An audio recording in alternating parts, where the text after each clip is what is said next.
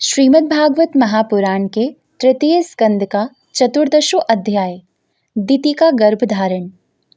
श्री सुखदेव जी कहते हैं, राजन, प्रयोजनवश सूकर बने श्री हरि की कथा को मैत्रेय जी के मुख से सुनकर भी भक्ति व्रतधारी विदुर जी की पूर्ण तृप्ति नहीं हुई। अतः उन्होंने हाथ जोड़कर फिर पूछा।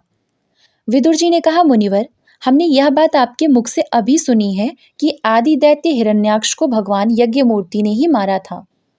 ब्रह्मन जिस समय भगवान लीला से ही अपनी दाढ़ों पर रखकर पृथ्वी को जल में से निकाल रहे थे, उस समय उनसे दैत्यराज हिरण्याक्ष की मुठभेड़ किस प्रकार हुई, अर्थात किस कारण हुई।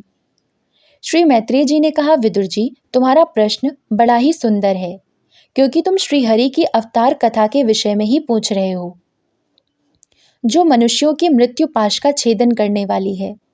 देखो, उत्तानपाद का पुत्र ध्रुव बालकपन में श्री नारद जी की सुनाई हुई हरि कथा के प्रभाव से ही मृत्यु के सिर पर पैर रखकर भगवान के परम पद पर आरूढ़ हो गया था। पूर्व काल में एक बार इसी वराह भगवान और हिरण्याक्ष के युद्ध के विषय में देवताओं के प्रश्न करने पर देवदेव श्री ब्रह्मा जी ने उन्हें यह इतिहास सुनाया था, और उसी के परंपरा से मैंने सुना है। विदुर जी, एक बार दक्ष की पुत्री दिति ने पुत्र प्राप्ति की इच्छा से कामातुर होकर सायंकाल के समय ही अपने पति मरीचि नंदन कश्यप जी से प्रार्थना की। उस समय कश्यप जी खीर की आहुतियों द्वारा अग्निजिह्व भगवान यज्ञपति की आराधना कर सूर्यास्त का समय जान अग्निशाला में ध्यानस्थ होकर बैठे थे। दिति ने कहा, विद्वन, मतवाला हाथी जैसे केले के वृक्ष को मसल डालता है, उसी प्रकार यह प्रसिद्ध धनुर्धर कामदेव मुझ अबला पर जोर जताकर आपके लिए मुझे बेचैन कर रहा है। अपनी पुत्रवती सौतों की सुख समृद्धि को देखकर मैं ईर्ष्या की आग से जली जाती हूँ। अतः आप मुझ पर कृपा कीजिए, आपका कल्याण हो। जिनके गर्भ से आप जैसा पति पुत्र रूप से उत्पन्न होता है, वे ही स्त्रियां अपने पतियों से सम्मानिता समझी जाती हैं। उनका सुयश संसार में सर्वत्र फैल जाता है। हमारे पिता प्रजापति दक्ष का अपनी पुत्रियों पर बड़ा स्नेह था। एक बार उन्होंने हम सबको अलग अलग बुलाकर के पूछा कि तुम किसे अपना वर बनाना चाहती हो।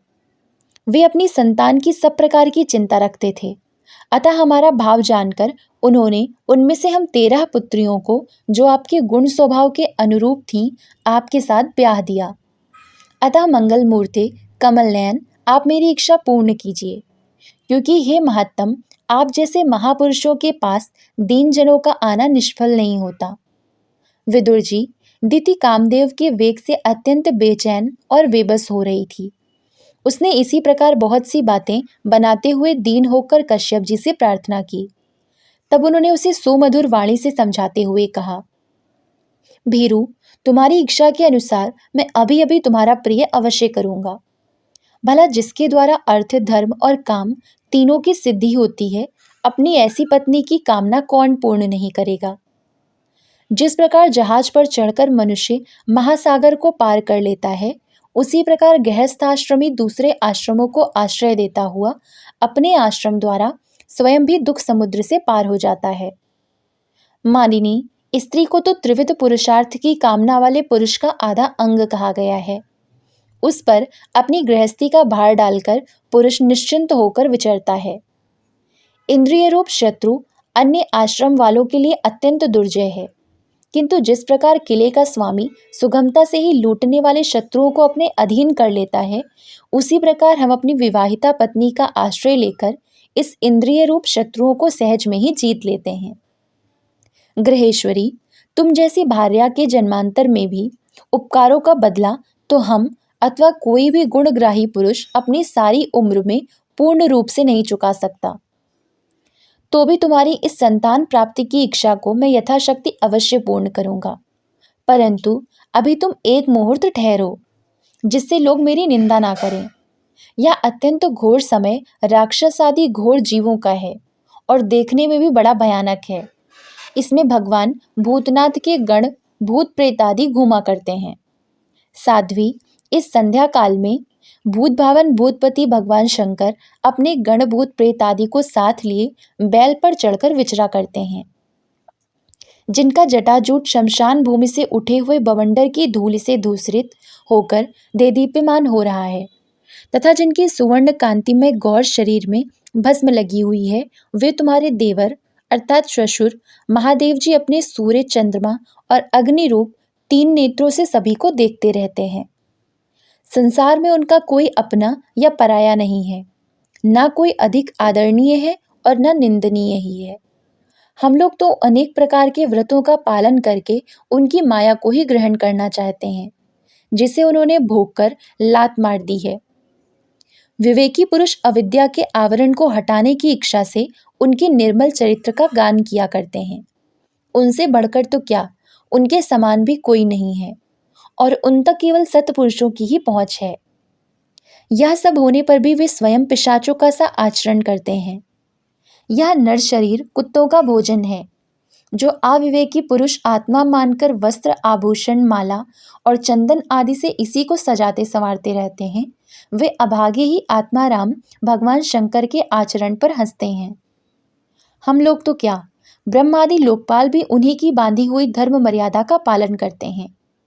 वे ही इस विश्व के अधिष्ठान हैं तथा यह माया भी उन्हीं की आज्ञा का अनुसरण करने वाली है। ऐसे होकर भी वे प्रेतों का सा आचरण करते हैं। उन जगत व्यापक प्रभु की यह अद्भुत लीला कुछ समझ में नहीं आती।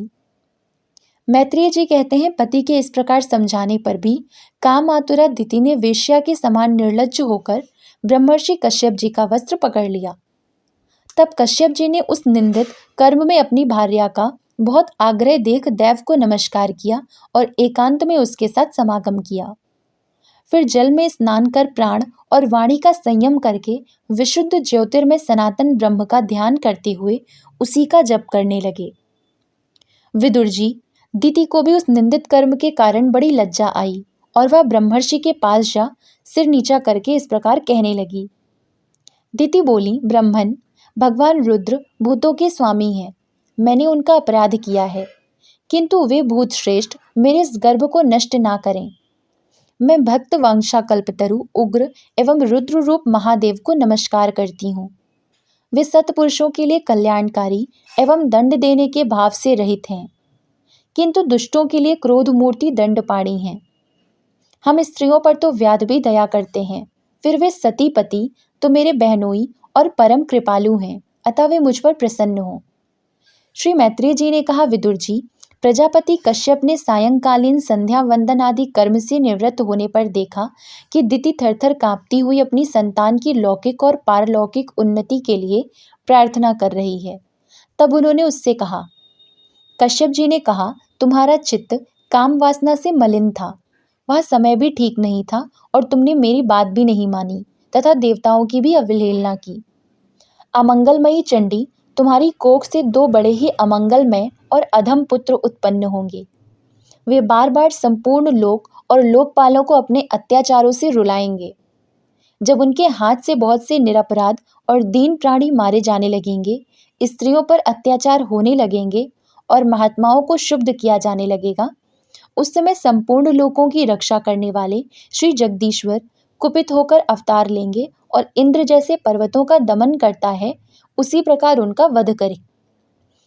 दिति ने कहा, प्रभु, यही मैं चाहती हूँ कि यदि मेरे पुत्रों का वध हो तो वह साक्षात भगवान चक्रपाणि के हाथ से ही हो, कुपित ब्राह्मणों के शाप आदि से ना हो। जो जीव ब्राह्मणों के शाप से दग्ध अथवा प्राणियों को भय देने वाला होता है, वह किसी भी योनि में जाए उस पर नारी की जीव भी दया नहीं करते। कश्यप जी ने कहा, देवी, तुमने अपने किए पर शोक और पश्चाताप प्रकट किया है। तुम्हें शीघ्र ही उचित अनुचित का विचार भी हो गया तथा भगवान विष्णु, शिव और मेरे प्रति भी तुम्हारा बहुत आदर जान पड़ता है। इसलिए तुम्हारे एक पुत्र के 4 पुत्रों में से एक ऐसा होगा जिसका सत्पुरुष भी मान करेंगे और जिसके पवित्र यश को भक्तजन भगवान के गुणों के साथ गाएंगे। जिस प्रकार खोटे सोने को बार बार तपाकर शुद्ध किया जाता है, उसी प्रकार साधुजन उसके स्वभाव का अनुकरण करने के लिए निर्वैरता आदि उपायों से अपने अंतःकरण को शुद्ध करेंगे। जिनकी कृपा से उन्हीं का स्वरूप भूत यह जगत आनंदित होता है, वे स्वयं प्रकाश भगवान भी उसकी अनन्य भक्ति से संतुष्ट हो जाएंगे। दिति वह बालक बड़ा ही भगवत भक्त, उदार हृदय, प्रभावशाली और महान पुरुषों का भी पूज्य होगा तथा प्रौढ़ भक्तिभाव से विशुद्ध और भावान्वित हुए अंतःकरण में श्री भगवान को स्थापित करके देह अभिमान को त्याग देगा। वह विषयों में अनासक्त, शीलवान, गुणों का भंडार तथा दूसरों की समृद्धि में सुख और दुख में दुख मानने वाला होगा। उसका कोई शत्रु नहीं होगा तथा चंद्रमा जैसे ग्रीष्म ऋतु के ताप को हर लेता है, वैसे ही वह संसार के शोक को शांत करने वाला होगा। जो इस संसार के बाहर भीतर सब ओर विराजमान हैं, अपने भक्तों की इच्छा अनुसार समय समय पर मंगल विग्रह प्रकट करते हैं और लक्ष्मी रूप लावण्य मूर्ति ललना की भी शोभा बढ़ाने वाले हैं तथा जिनका मुखमंडल झिलमिलाते हुए कुंडलों से सुशोभित है, उन परम पवित्र कमलनयन श्री हरि का तुम्हारे पौत्र को प्रत्यक्ष दर्शन होगा। श्री मैत्रेय जी कहते हैं, विदुर जी, दिति ने जब सुना कि मेरा पौत्र भगवान का भक्त होगा तब उसे बड़ा आनंद हुआ तथा यह जानकर कि मेरे पुत्र साक्षात श्रीहरि के हाथ से मारे जाएंगे, उसे और भी अधिक उत्साह हुआ। इति श्रीमद्भागवते महापुराणे पारमहंस्यायां संहितायां तृतीय स्कंदे दिति कश्यप संवादे चतुर्दशो अध्याय। ओम नमो भगवते वासुदेवाय। जय श्री राधे कृष्ण।